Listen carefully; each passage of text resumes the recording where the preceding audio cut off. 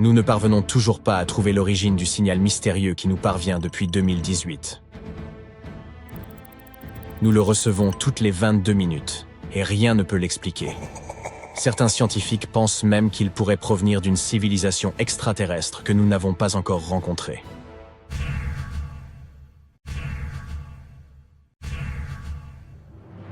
Ce signal radio étrange n'a pas été découvert par un chercheur au cours d'une mission sérieuse.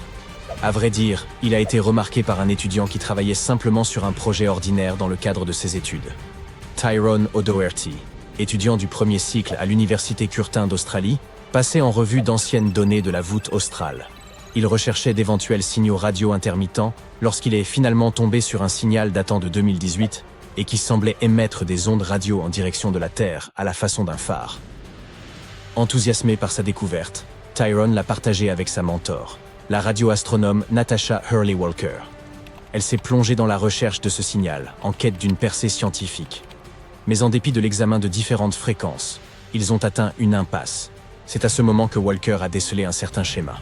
Le signal se répétait toutes les 18 minutes. C'était énorme. Mais à l'instant où il se préparait à l'étudier plus en détail, pouf, le signal a disparu après seulement 3 mois, ne laissant aucune trace. Refusant de baisser les bras, Walker et son équipe ont à nouveau scruté le ciel, espérant y trouver un indice. Des mois ont passé, mais rien n'a été découvert. Ils étaient prêts d'abandonner, lorsque, soudain, un nouveau signal s'est manifesté. Il a continué à se répéter pendant 5 minutes. Puis, il a disparu, avant de réapparaître exactement 22 minutes plus tard. La grande question était de savoir si ce signal était lié au signal précédent de 18 minutes. Et, pour le découvrir, le Dr Hurley-Walker s'est replongé dans les anciennes données radio de cette zone. Au fur et à mesure qu'ils creusaient, ils ont réalisé qu'en effet, ces signaux n'étaient pas nouveaux. Ils avaient été émis en direction de la Terre depuis 35 ans. Des télescopes indiens et américains les avaient déjà repérés en 1988, mais ils avaient été noyés par l'afflux d'autres données. C'était une excellente nouvelle pour les astronomes, car cela signifiait qu'ils pouvaient maintenant calculer la distance qui les séparait de cet objet mystérieux. Après avoir fait le compte, ils ont constaté qu'il était incroyablement éloigné, même à l'échelle cosmique. Il se trouvait à 15 000 années-lumière de la Terre. À présent, la seule chose qu'il leur restait à découvrir était la nature précise de cet objet. Walker et son équipe ont commencé à le comparer à tous les émetteurs connus d'ondes radio. Pourtant, sa source demeurait un mystère. Les signaux continuaient d'apparaître toutes les 22 minutes sur les écrans de la NASA, se concluant toujours par le frustrant message « Aucune correspondance trouvée ». Les scientifiques l'ont baptisé JI-83910. Certains croient que ce signal pourrait provenir d'un peuple extraterrestre. Peut-être est-ce le signal que le programme SETI de recherche de formes d'intelligence attend depuis si longtemps. Ce projet opère depuis plus de 50 ans et tente d'apporter des preuves de l'existence d'une vie au-delà de notre planète. Il scrute également le ciel en quête d'ondes radio, d'impulsions laser et d'autres signaux mystérieux. Alors, peut-être est-ce une façon pour les extraterrestres de nous communiquer leur emplacement. Bien que tout cela puisse sembler excitant, nous devons nous garder d'en tirer des conclusions hâtives. Pour commencer, nous n'avons aucune preuve tangible. En l'absence de preuves concrètes, tout cela n'est que spéculation. Et puis, il existe d'autres explications plus plausibles. Le plus probable est que ce signal provienne d'un phénomène naturel, et il y a quelques théories à ce sujet. La première théorie est celle du pulsar. Imaginez une immense étoile dans l'espace, bien plus grande que notre Soleil. Parfois, ces grandes étoiles achèvent leur vie au cours d'un événement spectaculaire, appelé supernova. Quand cela se produit, le noyau de l'étoile s'effondre sur lui-même, devenant incroyablement compact, comme si vous compressiez tout le contenu de cette étoile dans un espace infime. Ce noyau minuscule et extrêmement dense est ce que l'on appelle une étoile à neutrons. Certaines de ces étoiles à neutrons sont très particulières. Nous les appelons pulsars. Ils tirent leur nom du fait qu'ils semblent pulser d'énergie, tels des phares dans l'espace. Ces pulsars possèdent des champs magnétiques incroyablement puissants, bien plus que ce que l'on trouverait sur Terre. Ils sont comme d'énormes aimants cosmiques. Et, en raison de cela, ils projettent des faisceaux d'énergie. Ils tournent également très vite, de sorte que ces faisceaux d'énergie semblent clignoter à mesure qu'ils tournent. Cela dit, l'étrange signal que l'on a détecté semble avoir quelques similitudes avec les pulsars. Mais ce n'est pas tout à fait ça. Les pulsars ont une durée de vie généralement prévisible. Ils ralentissent au fil du temps et finissant par interrompre leurs signaux radio. En revanche, notre signal mystérieux semble assez persistant et clignote bien au-delà de l'espérance de vie attendue d'un pulsar. Peut-être que ce n'est tout simplement pas un pulsar typique, ou pas un pulsar du tout. Il y a aussi la théorie du magnétar. Un magnétar est un autre type d'étoile à neutrons. Ils sont comme des versions surchargées des pulsars, avec des champs magnétiques encore plus puissants et des périodes de pulsation légèrement plus longues. Peut-être est-ce la cause de la persistance de notre signal ?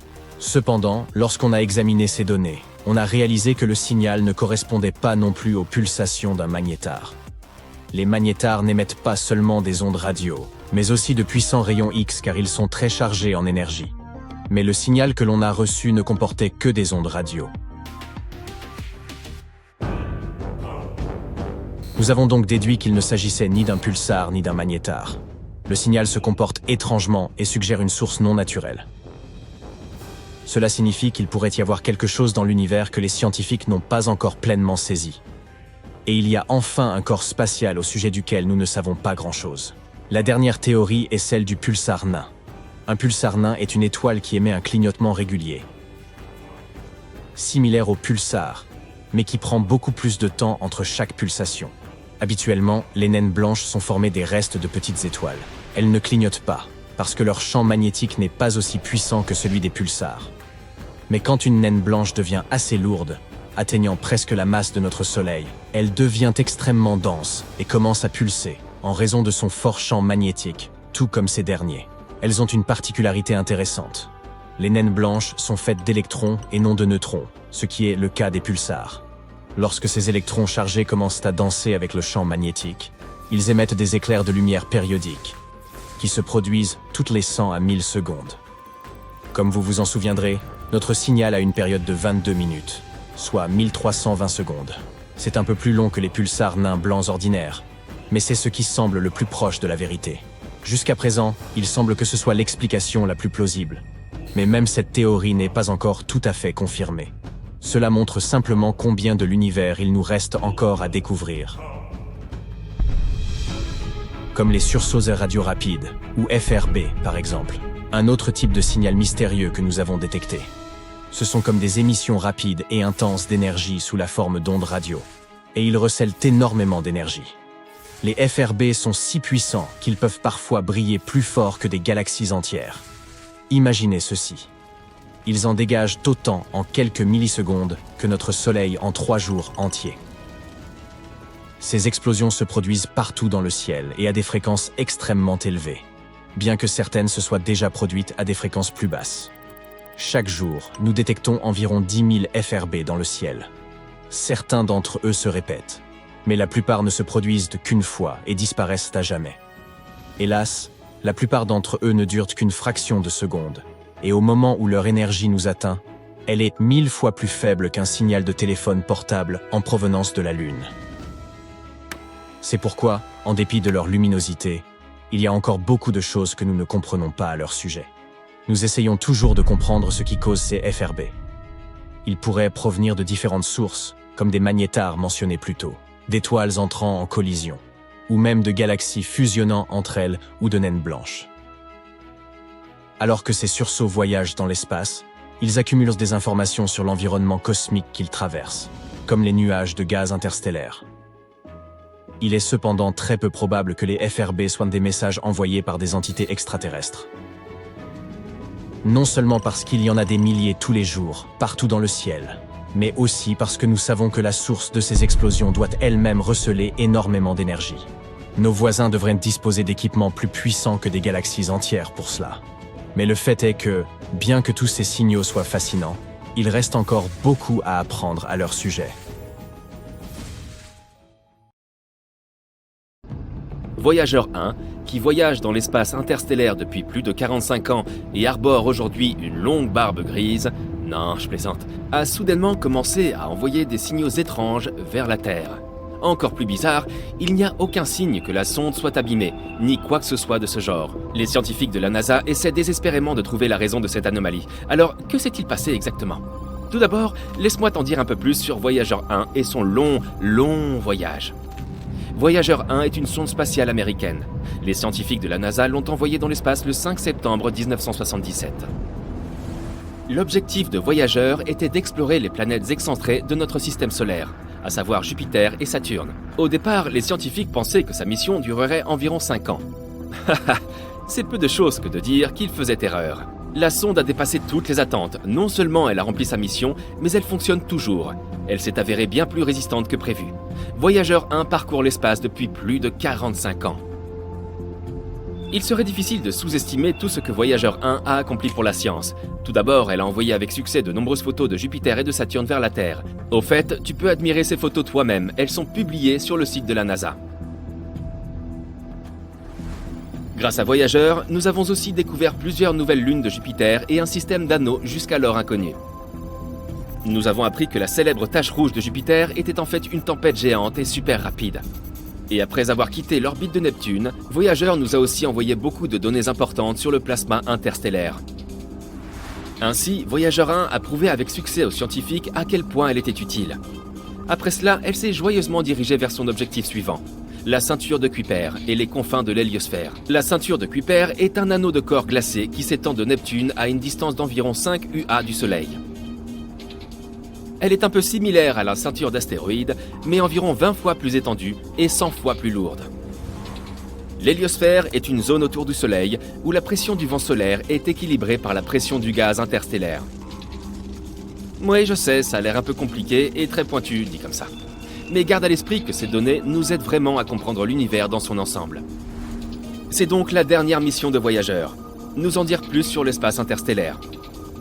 La sonde nous a déjà envoyé plus de 60 images formant une mosaïque du système solaire à une distance de plus de 6,4 milliards de kilomètres de la Terre. Les scientifiques ont utilisé ces clichés pour composer une grande photo colorée. La photo a été baptisée un point bleu pâle. Et tu as probablement déjà deviné ce qu'est ce point. Oui, c'est à ça que ressemble notre Terre à travers les objectifs de Voyager. Cette photo montre clairement à quel point nous sommes minuscules. Mais Voyager 1 a aussi une autre mission, encore plus importante. Raconter à d'autres civilisations ce que nous sommes nous, les humains. Tu as peut-être entendu parler des fameux disques d'or de Voyager. Les scientifiques ont créé tout un tas de fichiers audio et vidéo et les ont enregistrés sur ces supports. Il y a plusieurs sections. La première contient Bonjour en 55 langues, y compris des langues anciennes et éteintes. Près de 80% des enregistrements sont des morceaux de musique différents. Musique classique, Bach, Beethoven, Mozart, Stravinsky. Musique folklorique de différents pays et différentes époques. Et un peu de blues, par exemple de célèbres chansons de Louis Armstrong et de Chuck Berry. Les 20% restants contiennent des enregistrements de différentes voix humaines, des sons de la nature et des cris d'animaux, ainsi que 116 images codées en signaux audio. Il y a aussi des enregistrements d'un discours de Kurt Waldheim, un ancien secrétaire de l'ONU, et de Jimmy Carter, le président américain de l'époque. Il s'agit simplement de messages amicaux. En plus des disques, les scientifiques ont aussi préparé un instrument pour les lire. Mais ne t'inquiète pas, ils ont aussi envoyé un dessin qui montre comment utiliser tout ce matériel et comment traduire les sons en images. Ils ont ajouté les coordonnées de la Terre, qu'ils ont créées à l'aide d'une carte des pulsars. Elle montre la position du Soleil dans la Voie lactée. Le disque a été emballé dans un boîtier en aluminium et recouvert d'or pour le protéger des radiations et de la poussière cosmique. Avec cet enregistrement, Voyager 1 a entamé son long voyage. Elle a déjà parcouru une sacrée distance. En ce moment, Voyager 1 se trouve à 154 unités astronomiques de nous, ce qui représente environ 23,3 milliards de kilomètres. Cela en fait l'objet de fabrication humaine le plus éloigné de la Terre. Avant, c'était la mission Pioneer 10 qui détenait ce record, mais Voyager l'a dépassé en 1998. Quelle bonne affaire pour la NASA! Elle a largement dépassé sa date de péremption. Voyager 1 est en fait si cool qu'elle a même surpassé sa sœur jumelle, Voyager 2, qui, soit dit en passant, avait été envoyée dans l'espace 2 semaines plus tôt. Voyager 1 se déplace à une vitesse de 17 km par seconde, ce qui représente 56 000 km par heure. Pour comparaison, la voiture de sport la plus rapide du monde ne se déplace qu'à 491 km à l'heure. Il est donc difficile de concevoir la vitesse de Voyager. Quoi qu'il en soit, en ce moment, Voyager se dirige vers les frontières du nuage de Oort. C'est le nom d'une couche hypothétique d'objets glacés entourant le système solaire. Les astronomes n'ont pas encore confirmé son existence, mais ils sont presque sûrs qu'il est là. Après tout, les trous noirs eux-mêmes n'étaient qu'une théorie il n'y a pas si longtemps encore. Malheureusement, Voyager 1 ne reviendra pas dans notre système solaire. Elle restera en contact avec la Terre au moins jusqu'en 2025. Puis finalement, le contact sera perdu pour toujours. Dans 300 ans, elle atteindra les frontières du nuage de Oort. Et dans 30 000 ans, je ne serai plus là, moi, elle quittera enfin le système solaire. Enfin, si rien ne lui arrive en cours de route, 10 000 ans après ça, Voyager 1 s'approchera de l'étoile naine rouge Gliese 445, située dans la constellation de la Girafe. Ensuite, la sonde continuera probablement à se balader dans la Voie lactée. Et maintenant, parlons enfin de ces mystérieux signaux. Alors, que s'est-il passé? Eh bien, une chose plutôt inhabituelle. Le Jet Propulsion Laboratory de la NASA, qui surveille et contrôle les 2 voyageurs, a signalé ce problème en mai 2022. Notre vieille sonde spatiale a soudainement commencé à envoyer des données étranges vers la Terre. Cette situation laisse même les ingénieurs de la NASA perplexes. Je parie que tu te dis « Oh, allez, elle est probablement simplement tombée en panne ou quelque chose comme ça ». Mais la vérité est que Voyager 1 va très bien. Elle fonctionne comme d'habitude, reçoit et exécute les commandes envoyées depuis la Terre et continue de collecter et d'envoyer des données scientifiques. Mais les relevés de l'AACS, qui signifie sous-système de contrôle d'attitude et d'articulation, ne nous montrent plus dans quel état se trouve réellement Voyager. Ce système assure l'orientation de la sonde dans l'espace et l'aide à rester en contact avec la Terre. Donc en gros, ces signaux signifient que l'orientation de la sonde dans l'espace est perturbée. Mais les scientifiques affirment que ce n'est pas le cas. Ils savent que la source du signal, l'antenne, se trouve dans la même position par rapport à la Terre que prévu. Le problème n'a déclenché aucun des systèmes de protection contre les défaillances. La sonde n'est même pas passée en mode sans échec. Alors, qu'est-ce qui se passe au juste dans l'univers? Suzanne Dodd, la responsable du projet, affirme que le problème n'est en fait pas si inattendu. Après tout, Voyager 1 a déjà 45 ans. L'experte admet que ce qui arrive à la sonde reste un mystère pour eux. Ils ne savent pas exactement d'où proviennent ces données incorrectes. Et la façon dont cela affectera le fonctionnement de Voyager n'est pas très claire. Elle ajoute cependant que ce n'est pas si surprenant que cela, étant donné que la sonde se trouve dans l'espace interstellaire. Le niveau de radiation y est très élevé. Aucun vaisseau spatial n'a jamais atteint ce point auparavant. Les scientifiques de la NASA disent qu'ils vont continuer à surveiller de près les données provenant de Voyager 1, jusqu'à ce qu'ils trouvent le problème. S'ils le trouvent, l'équipe directrice essaiera de le résoudre. Sinon, ils devront s'adapter à ces nouvelles conditions. Mais il se peut que la seule compréhension du problème ne suffise pas vraiment. Il faut pas moins de 20h33 pour recevoir un signal de Voyager. Et il faut le même temps pour y répondre. Au moins, la deuxième sonde, Voyager 2, va très bien. Même si elle se trouve aussi actuellement dans l'espace interstellaire à une distance de 19,3 milliards de kilomètres de la Terre. Quoi qu'il en soit, nous ne pouvons qu'attendre des nouvelles et espérer que le problème sera résolu. En fait, je me demande combien de temps Voyager 1 va encore durer. Sera-t-elle capable de voler jusqu'aux frontières du nuage de Oort dans 300 ans? Et toi, qu'en penses-tu? Donne-moi ton avis dans les commentaires. Hé, réveille-toi! Vite, écoute ça! C'est un signal FM de 5 secondes provenant des lunes de Jupiter. Tu cherches à tâtons ton téléphone et tu informes tes collègues. Ils s'affolent de la nouvelle et se précipitent au laboratoire. Tu es un scientifique qui travaille avec la sonde Juno, chargée d'explorer Jupiter depuis des années. Mais c'est la première fois que tu es témoin de quelque chose d'aussi inhabituel. Ganymède est la plus grande lune de Jupiter et aussi la plus grande de notre système solaire. Si ce corps spatial n'était pas en orbite autour de Jupiter, il serait classé comme une planète. Elle est même plus grande que Mercure et Pluton. Ce qui distingue cette lune des autres est le fait qu'elle possède son propre champ magnétique. Elle est née il y a environ 4,5 milliards d'années, ce qui signifie qu'elle est aussi vieille que Jupiter elle-même. Ce corps spatial de la taille d'une planète met 7 jours terrestres pour tourner autour de sa propre planète. Tout le monde se rassemble au laboratoire, attendant impatiemment que tu passes l'enregistrement du signal venant de l'espace. Tes collègues se mettent au travail, essayant de trouver la source de ce son mystérieux. Environ 40% de la surface de Ganymède est sombre, avec des cratères éparpillés un peu partout, et 60% est de couleur claire. On y trouve des formations qui ont probablement été causées par une activité tectonique ou par la libération d'eau sous la surface. Les scientifiques ont réussi à découvrir une fine couche d'oxygène piégée dans l'atmosphère de cette lune. Les températures y sont extrêmement basses, entre moins 110 degrés et moins 130 degrés. On n'a pas beaucoup d'informations sur le comportement de la Lune ou sur les éléments chimiques qu'elle recèle. Certains de tes collègues essaient de recréer les mêmes conditions que celles qui existaient lorsque le son a été transmis. Pendant des heures, ils restent assis à attendre, mais rien. C'était peut-être un coup de chance. Tu arrives au poste de contrôle et tu actives la sonde spatiale Juno. Les objectifs principaux de cette mission sont d'observer la gravité de Jupiter, les champs magnétiques, l'atmosphère et l'évolution de la planète. D'ailleurs, nous avons aussi des preuves que la plus grande lune de Jupiter évolue. Comme elle est entourée d'un champ magnétique, des aurores boréales y apparaissent en permanence. Ce sont des gaz incandescents qui encerclent les pôles nord et sud de la Lune. Si la vie existait dans un tel endroit, elle se développerait probablement au fond de l'océan très salé de Ganymède. Pendant longtemps, les scientifiques ont pensé que le Soleil était un élément crucial pour créer la vie. Mais aujourd'hui, nous savons que certains organismes vivent au fond des océans. Ceux-ci se débrouillent très bien sans lumière du soleil. Les océans de notre planète regorgent de créatures parmi les plus bizarres, de toutes formes et de toutes tailles. Les lys de mer vivent à quelques 3000 mètres sous l'eau. Ils ont reçu ce nom parce qu'ils ressemblent à des fleurs. Sauf que ce ne sont pas des plantes, mais des animaux. Ne te laisse pas tromper par leurs tiges et leurs feuilles. Ce sont des parties de leur corps équipées de terminaisons nerveuses afin de détecter la nourriture autour d'eux. Les requins lutins font probablement partie des requins les plus étranges vivant au fond de l'océan. Ils peuvent atteindre 3,50 m de long et ont un museau très inhabituel. Maintenant, regarde la baudroie. Elle a une boule bioluminescente sur la tête pour attirer ses proies et se diriger dans les sombres fonds marins. C'est une lampe de poche naturelle qui n'a jamais besoin de nouvelles piles. Mais seules les femelles en sont dotées.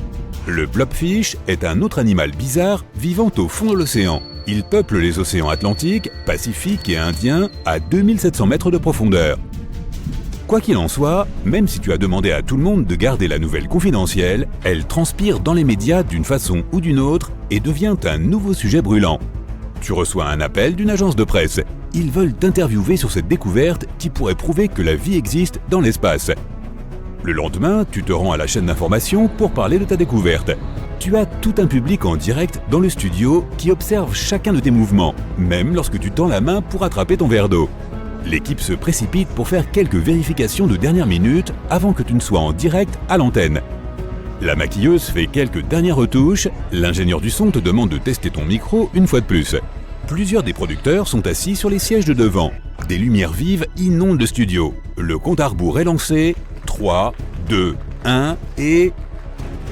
On te présente et l'animateur te demande d'expliquer ce que tu as entendu. Tu leur parles de la sonde spatiale Juno qui orbite autour de Jupiter.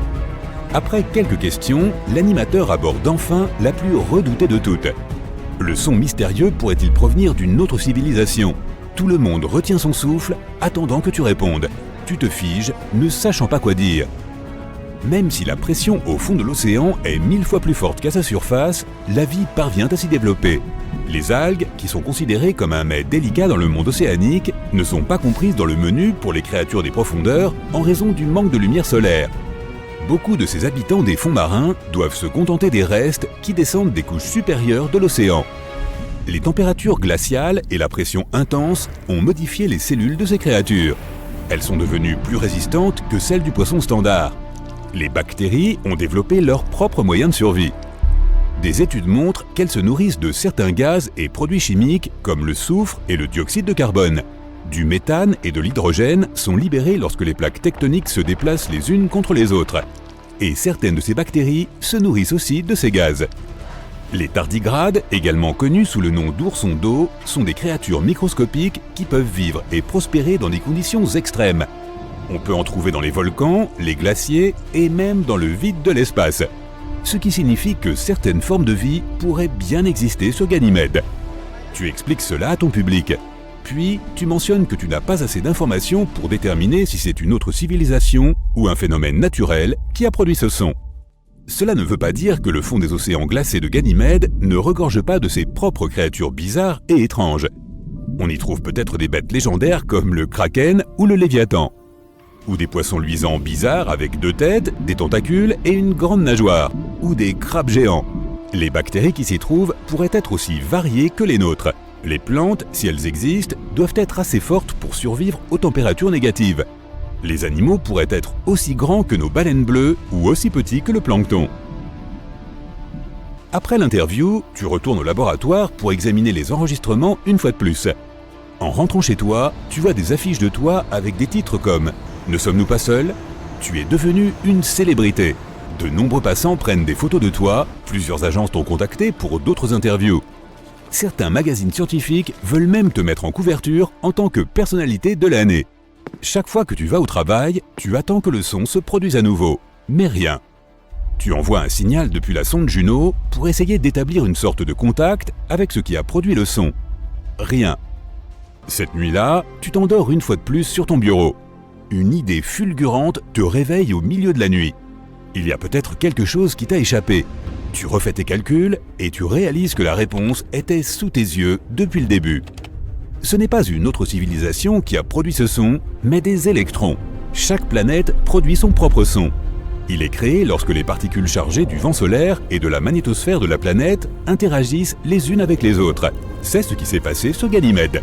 Les électrons de son champ magnétique, où la sonde spatiale a capté le signal, agissaient de façon plus étrange que d'habitude. Et cela a amplifié certaines fréquences irrégulières. Tu es très embarrassé et tu passes le reste de la nuit à passer des appels et à annoncer la nouvelle à ton équipe. L'agence qui t'a interviewé publie une déclaration. Ils expliquent qu'en réalité, aucune civilisation extraterrestre n'est en train d'essayer de nous contacter. Tu t'assieds à ton bureau en attendant que le prochain événement important se produise.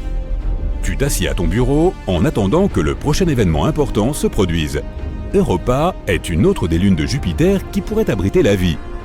Elle est composée d'un noyau de fer, d'un manteau et d'un océan salé qui fait 2 fois le volume de tous les océans de la Terre. Et tout comme Ganymède, l'océan se trouve sous une couche d'eau glacée. Les scientifiques affirment qu'il pourrait même y avoir des volcans actifs et que des bactéries résistantes pourraient y vivre. Avec suffisamment d'eau, certains composés chimiques et une source d'énergie, Europa pourrait abriter la vie. Mais il est peu probable que nous y trouvions autre chose que de minuscules microbes. Des milliers d'étranges vaisseaux spatiaux pénètrent dans l'espace aérien de la Terre. Ils descendent sur notre planète et traversent les villes, plongeant le monde dans un chaos total. Soudain, la porte du plus grand vaisseau s'ouvre et une étrange créature en sort. Elle essaie d'imiter notre langue et dit qu'ils viennent d'une étoile lointaine, Proxima Centauri. Une telle chose pourrait se produire car des scientifiques ont récemment capté un étrange signal radio en provenance de cette étoile. Proxima Centauri est l'étoile la plus proche de notre système solaire. Elle se trouve à seulement 4,2 années-lumière. Cela signifie qu'un rayon de lumière qui part de cette étoile atteint la Terre en 4,2 ans. Cela correspond aussi à 270 000 fois la distance entre la Terre et le Soleil. L'étoile Proxima Centauri elle-même est trop pâle pour que nous puissions la voir à l'œil nu dans le ciel nocturne. Mais son système cache un petit secret. Envolons-nous vers elle et regardons tout ça de plus près. Voici donc cette naine rouge. Elle est 7 fois plus petite que notre Soleil et 8 fois plus légère. Proxima Centauri est 1,5 fois plus grande que Jupiter et presque 150 fois plus lourde. Mais ce que nous cherchons est un peu plus loin. C'est Proxima Centauri b, une planète semblable à la Terre. Elle n'est que 10% plus grande que la Terre et se trouve dans la zone habitable de l'étoile. C'est la distance parfaite, ni trop loin, ni trop près. La température n'y est donc ni trop élevée, ni trop basse. L'eau, si elle existe sur cette planète, peut être à l'état liquide. Et il se peut donc que la vie y soit apparue et y ait évolué. Elle est peut-être même assez développée pour nous avoir envoyé le signal que nous avons reçu. Un signal radio, ce sont essentiellement des ondes. Elles ont une certaine fréquence et une certaine longueur. Et on peut toujours distinguer un signal artificiel d'un signal généré naturellement. Le signal que nous avons capté de Proxima Centauri b avait une fréquence de 982 MHz. La radio ordinaire que nous écoutons dans notre cuisine ou dans notre voiture capte des signaux d'environ 100 MHz. C'est pourquoi les scientifiques ont conclu que ce signal avait été créé artificiellement. De tels signaux pourraient être un moyen de communication entre les mondes développés. Et s'il s'agit vraiment d'un message d'une civilisation extraterrestre, nous devrions être capables de le décoder. Pour cela, toute civilisation doit utiliser la méthode de cryptage la plus simple. Par exemple, la Terre a déjà envoyé un signal radio dans l'espace. Il s'agissait du message d'Arecibo. Ce message est composé de 1779 bits. C'est un rectangle de 23 carrés sur 73 qui contient des informations sur notre civilisation chiffrées à l'aide d'un code binaire. En haut du rectangle, il y a le système de numération que nous utilisons. Ils sont inscrits en blanc. Cette chose violette est la clé pour lire la partie suivante du message. Les numéros atomiques des éléments comme l'hydrogène, le carbone, l'azote, l'oxygène et le phosphore sont codés dans cette clé. Ce sont les éléments clés qui peuvent donner naissance à la vie. Si ceux qui reçoivent ce signal peuvent donner un sens au numéro et à la clé, ils peuvent lire la partie suivante du message. Ces choses vertes sont les éléments constitutifs de notre chaîne d'ADN. Et tout en bas, voici la chaîne d'ADN elle-même. Le rectangle blanc indique le nombre de paires de ces blocs de construction, et les hélices bleues montrent la forme d'une chaîne d'ADN. Ensuite, nous voyons la silhouette humaine elle-même. L'objet blanc et bleu à sa gauche est un nombre codé indiquant notre taille moyenne. L'humain est dessiné ici au-dessous de la chaîne d'ADN pour que la civilisation extraterrestre puisse comprendre à quoi nous ressemblons. Et le rectangle blanc à droite du dessin de l'humain indique la population de la Terre au moment du message. Elle était de 4,2 milliards en 1974, soit presque la moitié de la population actuelle. La partie suivante est un dessin de notre système solaire. Le grand carré jaune est le Soleil. Viennent ensuite toutes les planètes de notre système, y compris Pluton. À l'époque, elle était considérée comme une planète. La Terre est un peu décalée vers le haut pour que la civilisation extraterrestre puisse comprendre d'où vient ce message. Et le dernier dessin représente l'observatoire d'où ce message a été envoyé. Ce signal est maintenant en route vers l'amas d'étoiles M13 à 25 000 années-lumière de la Terre. Il n'arrivera donc pas avant 25 000 ans. Et il nous faudra 25 000 ans de plus avant d'obtenir une réponse, s'il y a vraiment quelqu'un de l'autre côté qui peut recevoir le signal.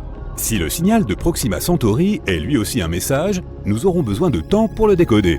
Alors, allumons notre machine à calculer super puissante et attendons le résultat.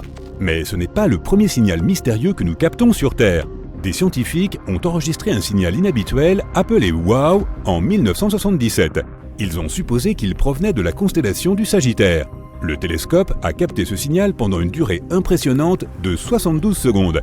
Plus tard, l'un des scientifiques a conclu que le signal était artificiel. Il a écrit « Wow » sur la page d'impression, tout simplement sa réaction. Les observations et études suivantes ne nous ont pas permis de capter à nouveau ce signal. Selon certaines théories, il provenait d'un vaisseau spatial qui passait par là. Et comme il était reparti, nous ne pouvions plus détecter son signal. Mais le plus probable est qu'il ait été créé sur Terre. Dirigé vers le haut, il se serait réfléchi sur un objet à haute altitude, par exemple sur un avion, un satellite, ou sur des débris spatiaux en orbite autour de notre planète. Ensuite, il aurait été capté par le télescope. Et comme il avait été créé par l'homme, toutes ses caractéristiques, comme sa longueur d'onde et sa fréquence, ont pu dérouter les scientifiques. En 2017, des scientifiques ont enregistré une éruption sur Proxima Centauri. La luminosité de l'étoile a été multipliée par 1000 en seulement 10 secondes. Avant cela, il y avait eu une autre éruption, plus faible, mais qui a duré environ 2 minutes. Avec ces éruptions, Proxima Centauri a émis d'énormes quantités de radiation. S'il y avait de la vie sur la planète proche de l'étoile, ces éruptions l'auront probablement détruite. Les vents stellaires auront simplement anéanti l'atmosphère de la planète et rendu sa surface impropre à la vie. Dans l'ensemble, la planète Proxima Centauri b reçoit 60 fois plus de rayonnement à haute énergie et 400 fois plus de rayons X que la Terre. Les scientifiques ont conclu qu'il n'y a qu'une chance sur 100 millions qu'il y ait de la vie sur cette planète. Et même si nous ne savons pas encore avec certitude si le signal était artificiel ou naturel, le scénario d'un groupe de vaisseaux spatiaux débarquant soudain sur Terre est très probablement impossible. Notre seule méthode pour rechercher des civilisations extraterrestres est d'utiliser les ondes radio. Elles sont comme un bruit fort qui part de notre planète dans différentes directions à la vitesse de la lumière. Le principal problème ici, ce sont les distances gigantesques. Notre galaxie, la Voie lactée, a un diamètre de 100 000 années-lumière. Suppose qu'il y ait de la vie à l'autre bout. Si nous leur envoyons un signal radio, il n'atteindra pas la planète avant 100 000 ans, et nous ne recevrons pas de réponse avant 200 000 ans. Ce serait la même chose si quelqu'un voulait un jour nous contacter. Nous n'avons pas appris à créer et à recevoir des signaux radio avant le 19e siècle. Si une civilisation est apparue en même temps que nous, quelque part dans la Voie lactée, et qu'elle a inventé la radio, nous ne recevrons pas son signal avant plusieurs millénaires. De plus, le bruit radio de notre planète commence à s'estomper. Nous utilisons le Bluetooth, la fibre optique, la télévision par câble. Dans environ 100 ans, nous ne serons plus audibles pour les autres mondes. Ou pire encore, imagine qu'il y ait eu quelque part une civilisation qui envoyait des signaux dans l'espace. Les signaux atteignaient notre planète, mais nous n'avions pas encore la technologie pour les capter. Puis, ce monde émetteur a évolué et son signal s'est éteint. Nous aurions pu capter des restes d'ondes radio à la dérive dans l'univers, mais nous avons installé nos antennes trop tard.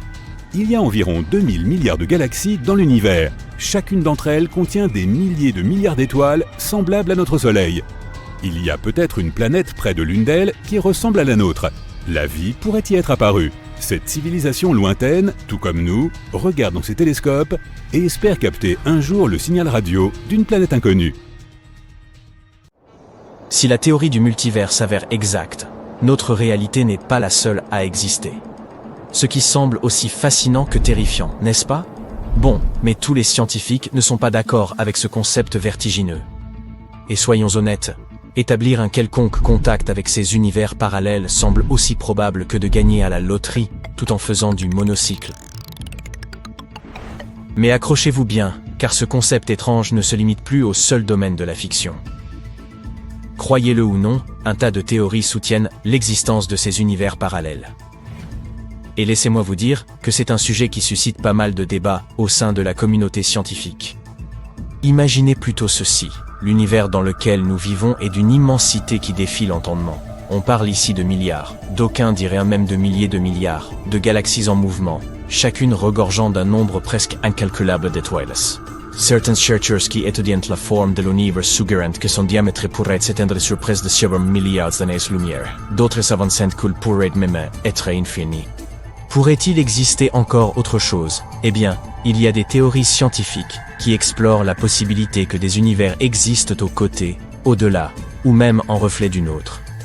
Ces intrigantes hypothèses de multivers et de mondes parallèles se mêlent souvent à d'autres concepts scientifiques plus familiers comme le Big Bang, la théorie des cordes et la mécanique quantique. Pour que nous puissions comprendre ce qui se trouve là-bas, nous devons nous rapporter à des notions dont nous sommes un peu plus certains, n'est-ce pas? Remontons l'horloge cosmique d'environ 13,7 milliards d'années. Tout ce que nous sommes capables d'observer aujourd'hui était comprimé en une minuscule singularité. Puis, si la théorie du Big Bang dit vrai, il y a eu un grand boom. L'univers s'est étendu partout à une vitesse supérieure à celle de la lumière, le tout en moins d'une seconde. La manière dont il serait né a amené certains chercheurs à réfléchir à l'existence de plus d'un univers. Ils se demandent si cette croissance soudaine est achevée partout au même moment. Alors que cette expansion semble se limiter à l'univers observable, l'inflation cosmique pourrait encore se poursuivre dans d'autres recoins mystérieux du cosmos. Certains physiciens théoriques prétendent que lorsque l'inflation s'achève à un endroit, un nouvel univers en forme de bulle se formerait quelque part. Mais voilà le hic, vous ne pouvez pas simplement sauter d'une bulle à l'autre comme des touristes intergalactiques. Ces univers distincts se dilateraient indéfiniment, et leurs bords s'éloigneraient de nous plus vite que la lumière ne peut voyager. Et c'est là que les choses deviennent encore plus déroutantes. Mettons que nous parvenions d'une manière ou d'une autre à atteindre le bord de notre bulle locale, et que nous rencontrions l'univers suivant. Eh bien, ces mêmes physiciens mentionnent que l'univers voisin pourrait varier du tout au tout. Les lois de la physique pourraient y être complètement différentes, ce qui en ferait un endroit des plus étranges. Suivant la même idée, certains disent que dans ce vaste multiverse fait de boules, il pourrait y avoir d'autres formes de vie semblables à la nôtre. Le problème, c'est que nous éloignons de l'es à chaque instant qui passe, et que nos chemins ne se croiseront jamais. D'autres chercheurs tentent d'établir un lien entre ces univers parallèles et la mécanique quantique. Il s'agit essentiellement des mathématiques complexes qui régissent de minuscules particules. Selon cette mécanique, ces particules pourraient exister dans plusieurs états à la fois. On appelle cela la fonction d'onde, qui recèle toutes les options les plus folles. Mais il y a un bémol. Lorsque nous observons ces particules, nous ne voyons jamais qu'un seul résultat. C'est comme si l'univers ne cessait de jouer à cache-cache avec nous. Il existe également une théorie, appelée théorie des mondes multiples, qui dit que chaque fois que nous observons un résultat, un autre univers apparaîtrait où un résultat différent se serait manifesté. Ainsi, notre univers se comporterait comme un arbre gigantesque, se ramifiant constamment en d'innombrables versions de lui-même. Ces univers alternatifs ne peuvent pas se rencontrer.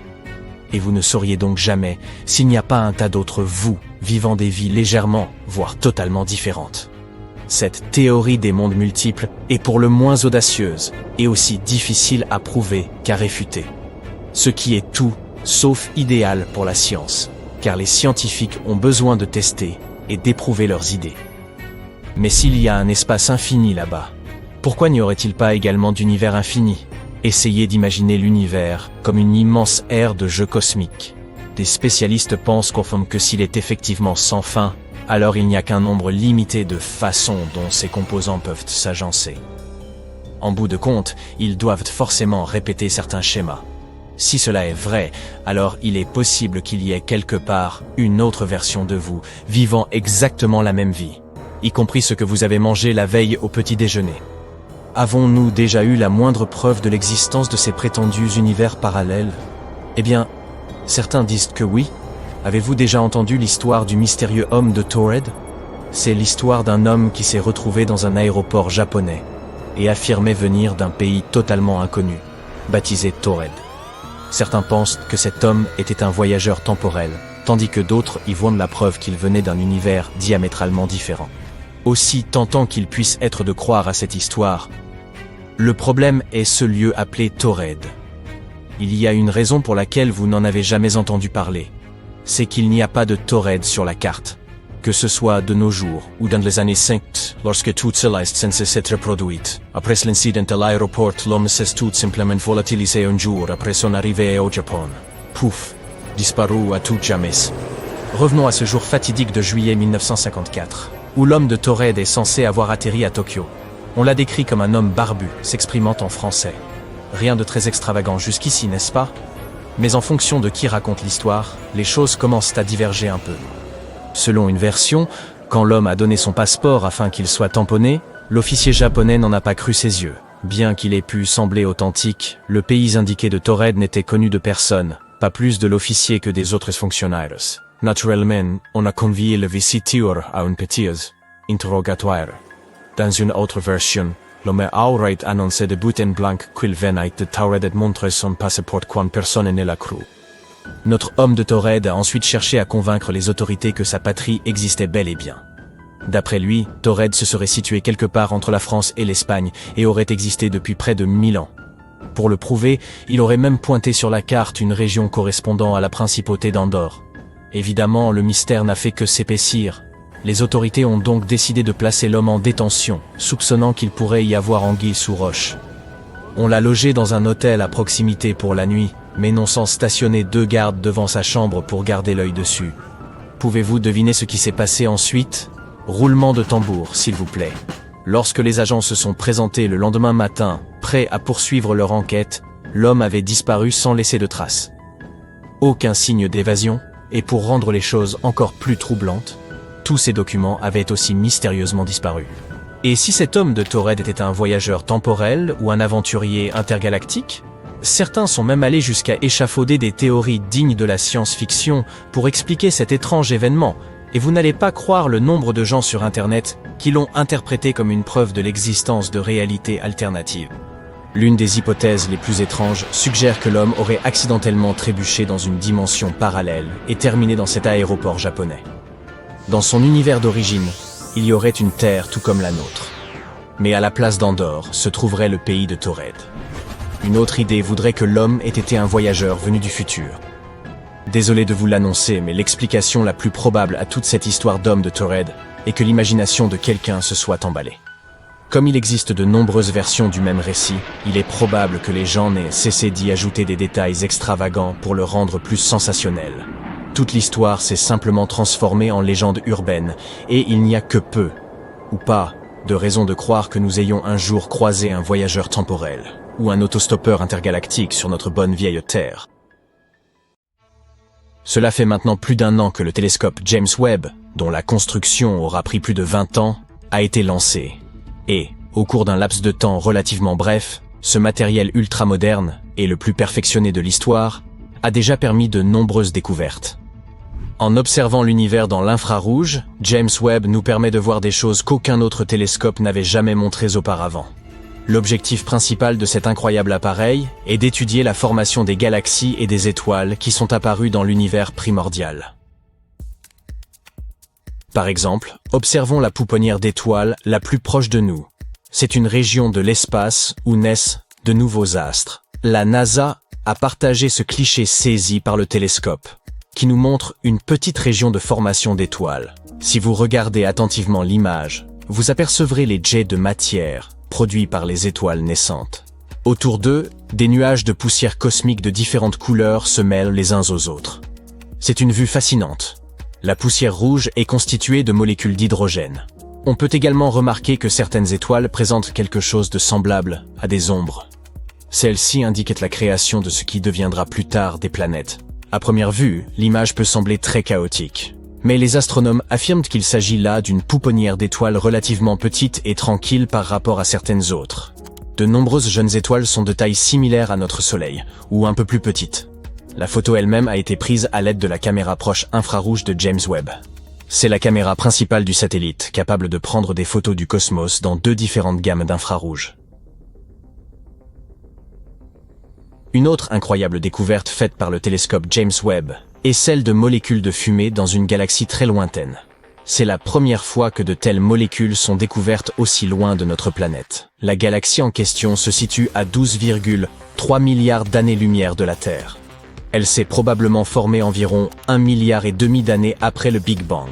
Malgré l'immense distance entre cette galaxie et notre planète, les scientifiques sont parvenus à détecter des composés chimiques habituellement présents dans la suie ou dans la fumée. Et cette découverte n'est pas des moindres, car elle a repoussé le record de détection de telles molécules complexes d'environ 1 milliard d'années. Cette étude a également confirmé l'incroyable potentiel de l'équipement spatial le plus avancé de notre époque. En effet, il est parvenu à faciliter cette découverte en dépit du fait que le spectromètre nécessaire aux mesures ait été endommagé suite à une dégradation aussi soudaine que surprenante. Le télescope James Webb a également contribué à notre compréhension des exoplanètes. Il s'agit de ces planètes qui orbitent autour d'étoiles autres que notre propre Soleil.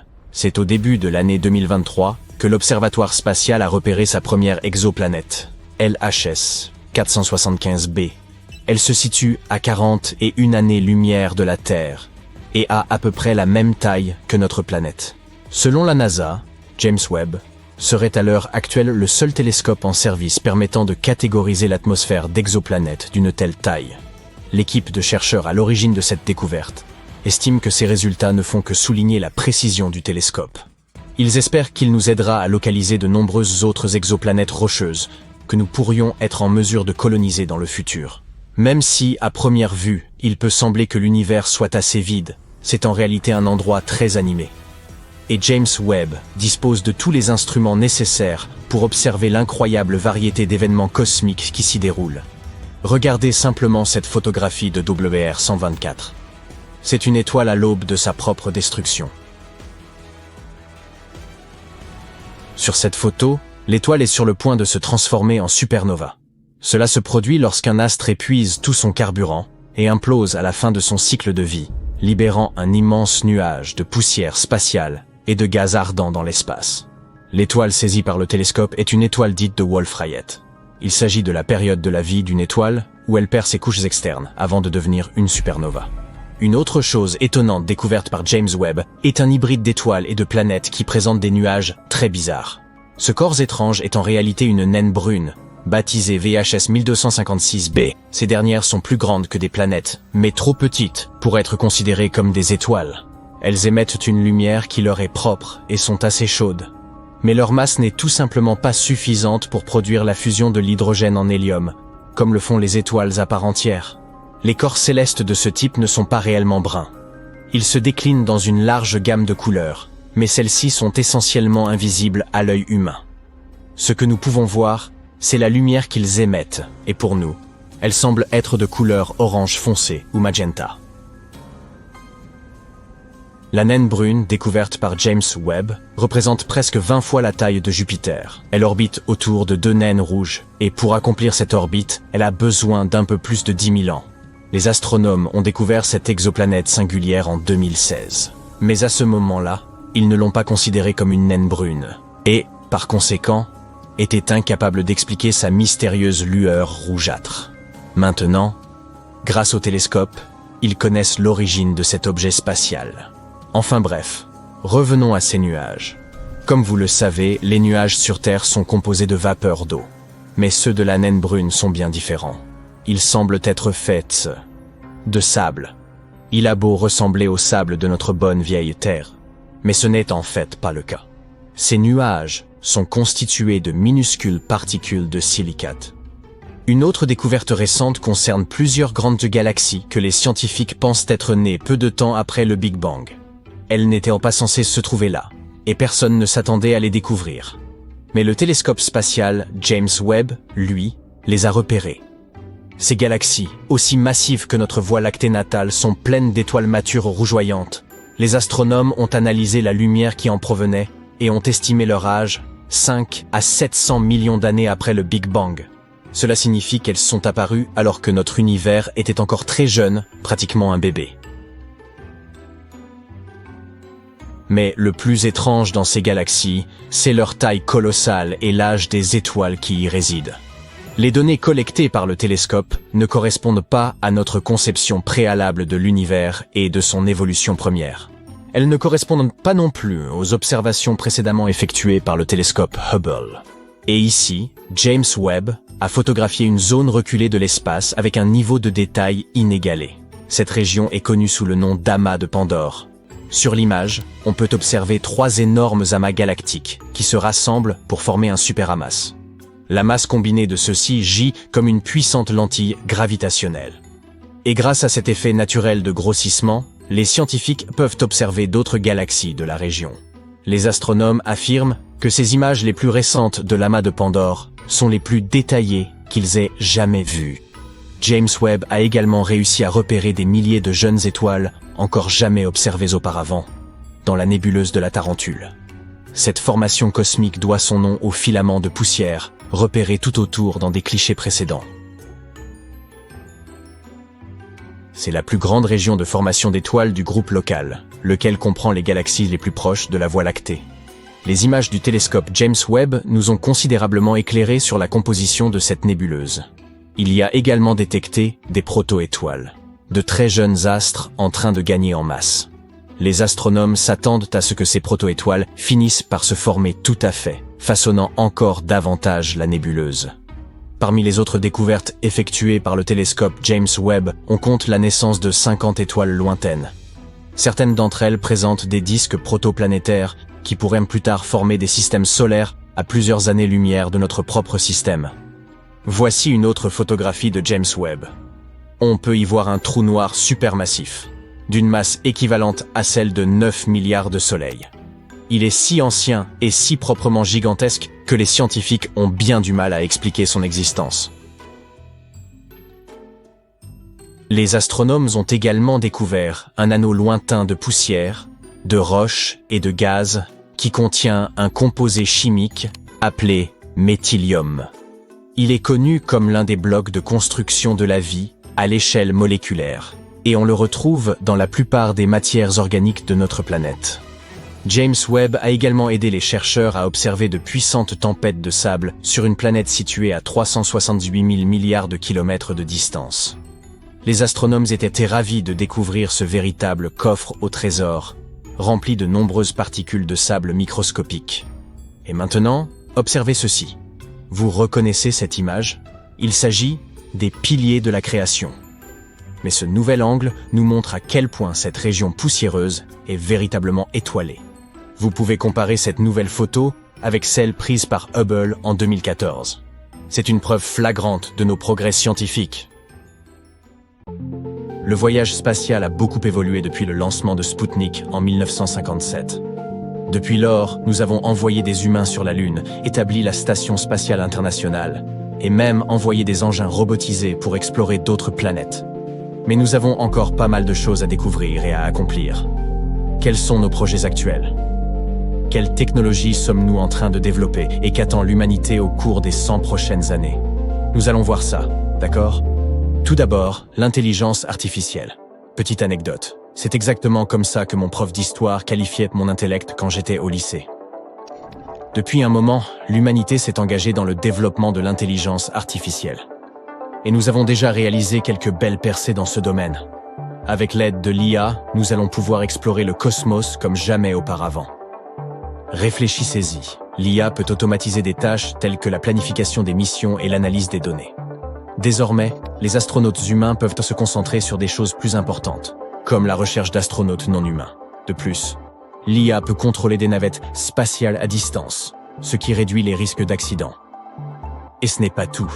Cette technologie nous offre aussi des perspectives incroyables, auxquelles les humains n'auraient peut-être pas pensé tout seuls. L'IA pourra également nous aider à comprendre les données collectées par les sondes spatiales. En bref, utiliser l'IA dans l'exploration spatiale nous permettra d'en apprendre davantage sur le cosmos et rendra la discipline plus efficace et moins coûteuse. Mais ce n'est pas la seule chose qui nous aidera à conquérir l'espace. Nous avons aussi les fusées réutilisables. Fini les fusées à usage unique. Aujourd'hui, ces fusées prennent le dessus dans l'industrie spatiale. Non seulement elles permettent d'économiser de l'argent, mais elles rendent aussi les voyages accessibles à un plus grand nombre de personnes et d'organisations. La société SpaceX a déjà créé tout un tas de fusées réutilisables, comme le Falcon 9 et le Falcon Heavy, et ils ont accompli de nombreuses missions vers la Station spatiale internationale et même au-delà. Blue Origin a également fait d'énormes progrès dans la technologie des fusées réutilisables avec son New Shepard. Il prévoit même d'emmener très bientôt des touristes dans l'espace. Bien, donc ces technologies géniales nous aideront à progresser. Mais que ferons-nous ensuite? Et pourquoi pas quelques colonies dans le système solaire? La colonisation de l'espace, quelle super idée. La possibilité d'établir des colonies sur d'autres planètes, Mars par exemple, est un rêve qui nous captive depuis des décennies. Et maintenant, c'est à notre portée. Mais avant de faire nos bagages, nous devons régler quelques problèmes. Pour commencer, se rendre sur Mars n'est pas une mince affaire. C'est un long voyage qui pourrait prendre des mois, voire des années. Nous devons donc d'abord découvrir comment rester en bonne santé lors d'une telle traversée. Une fois sur place, d'autres défis nous attendront. Les radiations et les fluctuations de température ne sont que quelques exemples parmi d'autres. Vivre et travailler dans l'espace n'est pas facile. Nous devrons nous assurer que tout le monde a ce dont il a besoin. Ce n'est pas comme si on pouvait simplement se rendre chez l'épicier pour faire ses courses. Nous devrons donc construire des systèmes qui fourniront de la nourriture et de l'eau, créer des moyens de transport et maintenir tout ça en bon état. Et n'oublions pas la chose la plus importante, l'argent. Construire et entretenir une colonie au-delà de la Terre est loin d'être aisé. Il nous faudra beaucoup de ressources et une coopération de tous les instants pour y parvenir. Mais vivre dans l'espace nous apportera beaucoup. Les scientifiques auront un super terrain d'étude pour la recherche et l'exploration. Nous pourrons en savoir plus sur l'univers et sur notre place en son sein. Nous pouvons donc nous permettre de rêver. Le défi est de taille, mais les gains sont inestimables pour l'humanité. C'est pourquoi des entreprises privées et des agences spatiales travaillent dur sur le développement de la vie sur Mars. Ils songent même déjà à terraformer la planète rouge. Nous allons parler de ça. La terraformation, c'est transformer une planète stérile et inhospitalière en un paradis habitable. Ça semble sortir tout droit d'un roman de science-fiction, pas vrai?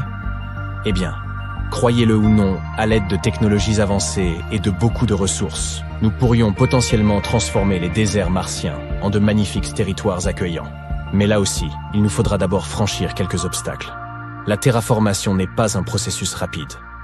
Il faut énormément de temps et de ressources pour modifier une planète de manière significative. Il existe également quelques dilemmes éthiques.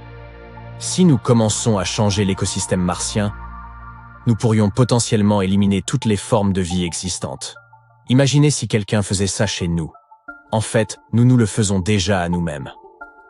Et enfin, il y a le coût. La terraformation coûte énormément d'argent, et on ne sait pas encore qui paiera la facture. Cela nécessitera probablement la coopération de plusieurs pays et organisations. Mais même avec ces difficultés, cela reste un beau rêve. Et qui sait? Peut-être qu'un jour nous pourrons transformer Mars en une superbe destination de vacances. Et ce n'est que le début, car nous ne nous arrêterons pas à Mars. Notre prochain objectif, ce seront les astéroïdes et autres corps célestes. Imaginez ça, vous flottez dans votre combinaison spatiale, travaillant sur un astéroïde pour y recueillir de précieuses ressources. Vous tombez sur de l'or, ou sur une jolie veine de platine, puis retournez sur Terre pour le vendre et faire fortune. Avec cet argent, vous financez encore plus d'expéditions, et vous devenez un magnate de l'espace. Plus sérieusement, l'exploitation minière spatiale pourrait changer la donne pour notre développement et notre économie. Imaginez pouvoir extraire de l'eau sur des astéroïdes et alimenter des colonies dans tout le système solaire. Ou récupérer des minéraux pour l'industrie des hautes technologies. Les bénéfices seraient immenses. Bien sûr, il y a là aussi de grands défis. Nous devrons apprendre à extraire de manière durable les ressources de ces astéroïdes. Et aussi nous assurer que cette exploitation minière se fasse de manière éthique. Mais, une fois réglés ces quelques points, nos vies changeront pour toujours. Alors au travail. Et viendra le jour où nous aurons tout extrait. Que ferons-nous alors? Nous pourrions aller voir ce qui se trouve au-delà du système solaire. Voyager vers les étoiles à la recherche de la vie. Nous avons déjà fait d'incroyables découvertes dans ce domaine. Par exemple, les atterrisseurs Viking de la NASA et la sonde spatiale Galileo nous ont donné quelques indices. En outre, en 2022, nous avons trouvé des traces de matière organique dans des anciens lacs martiens. Nous n'en sommes pas encore sûrs, mais Mars pourrait bien avoir été un jour aussi fertile que la Terre. Mais nous savons tous que le véritable défi se trouve au-delà de notre système solaire. Nous avons déjà découvert des milliers d'exoplanètes. Et certaines d'entre elles se trouvent dans la zone habitable de leurs étoiles, ce qui signifie qu'elles pourraient potentiellement abriter la vie. Notre prochaine étape est donc d'envoyer des sondes ou même des humains là-bas. Imaginez être la première personne à poser le pied sur une autre planète. Découvrir une vie microbienne ou peut-être même une civilisation avancée. Tout un monde complètement nouveau. Et peut-être qu'un jour, voyager vers un autre système stellaire sera comme un voyage d'un pays à un autre. Sauf qu'au lieu d'un minivan, vous serez dans un vaisseau spatial. Et au lieu de vous arrêter à une aire de repos, vous vous arrêterez sur une nouvelle planète. Plutôt génial, n'est-ce pas? Nous avons quelques idées sur la façon dont nous pourrions faire du voyage interstellaire une réalité. Une possibilité est l'utilisation des trous de verre. Ces tunnels hypothétiques dans l'espace-temps pourraient nous permettre de parcourir de vastes distances en un temps très bref. Une sorte de raccourci, sauf qu'au lieu de couper à travers le jardin d'un voisin, vous couperiez à travers le tissu de l'univers. C'est fou, non? Une autre option est la propulsion par antimatière. Cela implique l'utilisation d'antimatière, qui est un peu l'inverse de notre matière habituelle, comme carburant pour vaisseau spatial. Lorsqu'elle entre en contact avec la matière normale, elle libère une énorme quantité d'énergie. Imaginez le réservoir de votre voiture rempli d'antimatière au lieu d'essence. Le voyage serait vraiment puissant. Bien sûr, il nous reste encore beaucoup de défis à surmonter avant que le voyage interstellaire devienne une réalité. Mais nous espérons qu'un jour nous pourrons tous faire nos valises, pour monter à bord d'un vaisseau qui nous emmènera vers les étoiles. Quoi qu'il en soit, l'avenir du voyage spatial est prometteur. La technologie avance à pas de géant et nous sommes impatients de voir tout ce que l'avenir nous réserve.